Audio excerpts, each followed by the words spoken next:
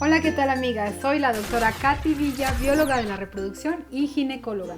Y el día de hoy vamos a hablar de un tema súper importante para nosotros como ginecólogos, que es la relación sexual. Pero nos vamos a ir ahora sí que al comienzo de la relación sexual. Está aquí con nosotros José Alfredo, cuéntanos. ¿Cómo estás, Katy? Yo muy contento, ya solo con el tema y con la interacción, muy feliz de poder conversar. Bueno, él es un defensor de los hombres, pero les voy a platicar. Cuando ustedes saben que yo soy de Colombia y nuestras amigas colombianas llegamos a un acuerdo, me van a ver ellas y se van a morir de risa, de que decíamos una señal de alarma cuando una de nosotras perdía la virginidad. Y en ese momento que perdíamos la virginidad decíamos, por decir, SOS, y nos juntábamos en una casa y empezábamos a platicar de cómo había sucedido. Entonces hablábamos de que si cómo nos había besado, que si era un beso así largo, de campanita y toda la cosa, o un besito, o como si nos había dicho mi amor, o si, o vente, ¿no? O sea, qué tan brusco había sido, que si las caricias habían comenzado directo ahí a la parte genital, o si había empezado con el cabello así disimulando, ¿no? Y cómo respiraba, incluso la fase final de esa reunión era incluso cómo era el orgasmo, ¿no? Y era un tema que para mí fue fascinante porque lo traigo ahorita incluso hasta el consultorio y recuerdo con mucha nostalgia ese momento porque en México no pasa eso. Las mujeres en México les da mucha pena hablar de la sexualidad y entonces también descubro que les da mucha pena decirle al hombre, oye, pues ponte un condón, ni te conozco, ¿no? Suponte que va a ser una relación así muy furtiva, no te conozco y pues ponte, y les da pena, ¿no? Y yo quiero que platiquemos de lo que significa para la mujer entregarse a esa primera vez. Nosotras buscamos un hombre que nos proteja, ¿no? A partir de ahí comienza el tema del amor.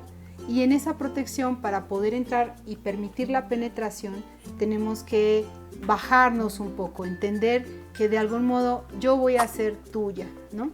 Y eso es muy importante a nivel psicológico. Quiero que hablemos de esto abiertamente porque sé que es un tema muy complejo, que está ligado de muchos factores morales, pero que tenemos que empezar a entender qué nos sucede a nivel sexual para entender por qué la pareja nos decepciona, a veces incluso en nuestra primera vez. ¿Qué opinas? Bueno, pienso que has definido muchísimas cosas que determinan el primer encuentro sexual. Y entre ellas, por supuesto que está la construcción del ser hombre y del ser mujer, donde nacimos, cómo vivimos, y estará determinado por la región geográfica y por los modelos culturales en cada lugar. No es lo mismo vivir la sexualidad en Bogotá que en la Ciudad de México, y aún en la Ciudad de México no es lo mismo vivirla en Milpalta que en Coyoacán. Es cierto. Hay una serie de matices que determinarán este primer acercamiento. Lo otro es que hemos estado haciendo referencia hasta ahora a un modelo para ejercer ese primer encuentro sexual que obedece más a un modelo muy heteronormado, como si el primer encuentro sexual siempre fuera hombre-mujer y con tu persona amada. Y no necesariamente. Tienes razón. Ahorita tienes razón. Alguna vez en un estudio le preguntábamos a lancheros en Veracruz cómo había sido su primer encuentro sexual. Ah, sí, no, con ellos es con quien sea, hasta con la burra.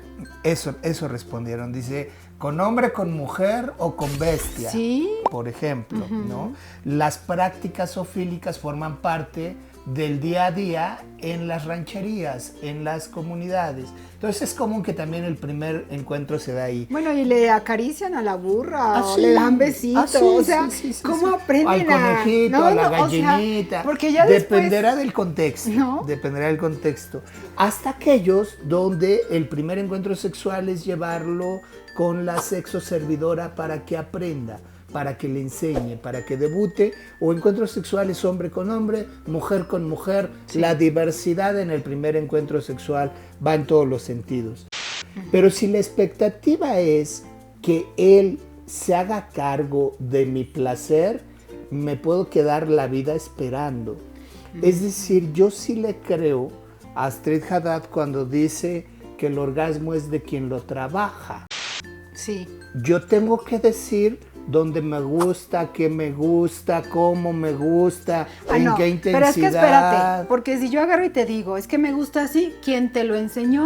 Claro. ¿Cuántos has tenido antes que tú? Claro. O sea, porque está el tema del machismo, que en México es muy cañón, y que en realidad, o sea, ni modo que yo lo diga, lo aprendí en una reunión con mis amigas las colombianas. Pero ahí estás tocando un tema importantísimo, que es el modelo cultural que nos determina.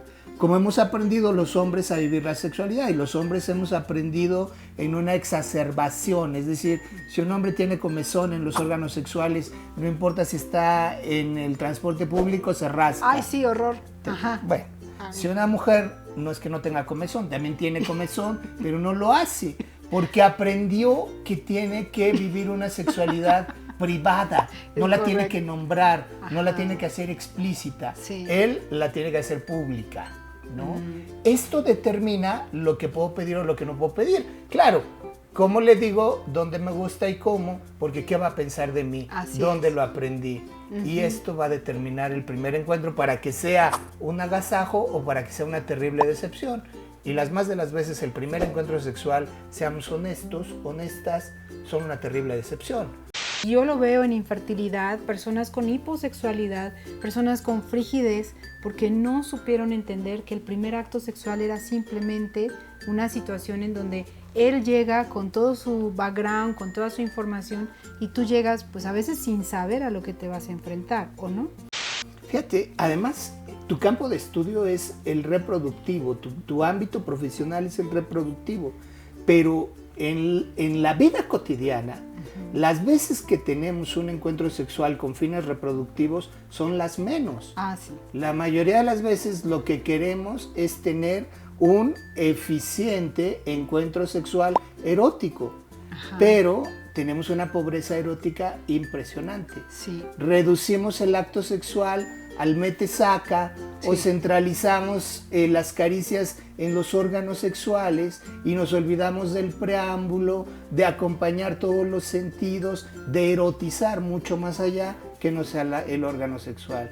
Y entonces es bien pobre el encuentro. Y totalmente de acuerdo, porque si a mí quien me enseñó fue una mujer que me la pusieron ahí para que yo aprendiera a penetrar, esa persona, pues ¿cuánto tiempo quieres que dure ese acto sexual?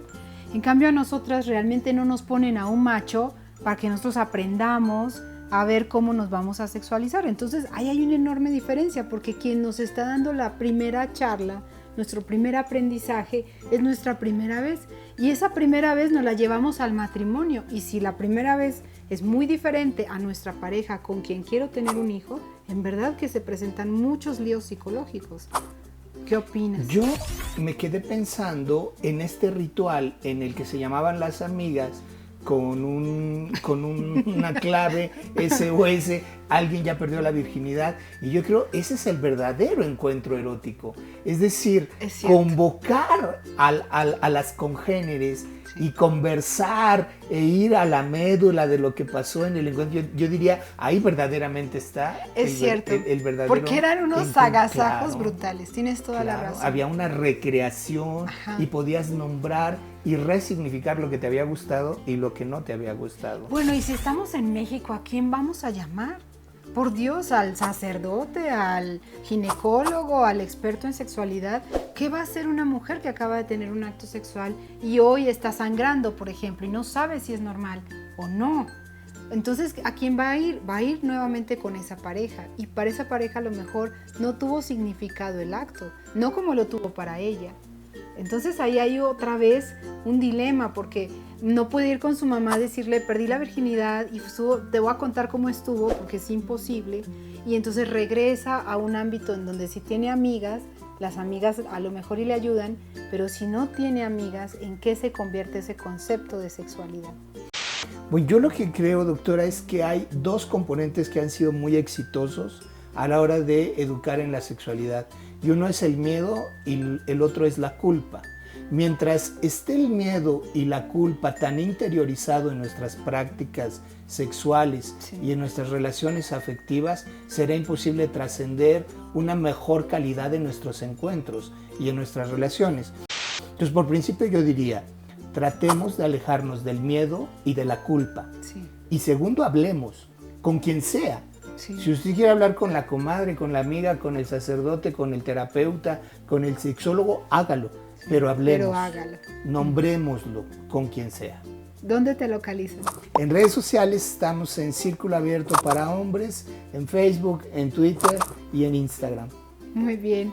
Estamos en YouTube con Dracati Villa y también en Instagram y en Facebook con Clínica Horizontes. Bienvenidas a nuestro canal. Dale click, por favor, si te gusta y suscríbete. Espero que te haya gustado mi video. Por favor, compártelo con quien tú creas que lo necesita y sígueme en todas mis redes sociales. No olvides suscribirte a mi canal y darle clic a la campanita para que no te pierdas ninguno de mis videos. Deja tus comentarios, tus dudas, ya sabes, estoy esperando por ti.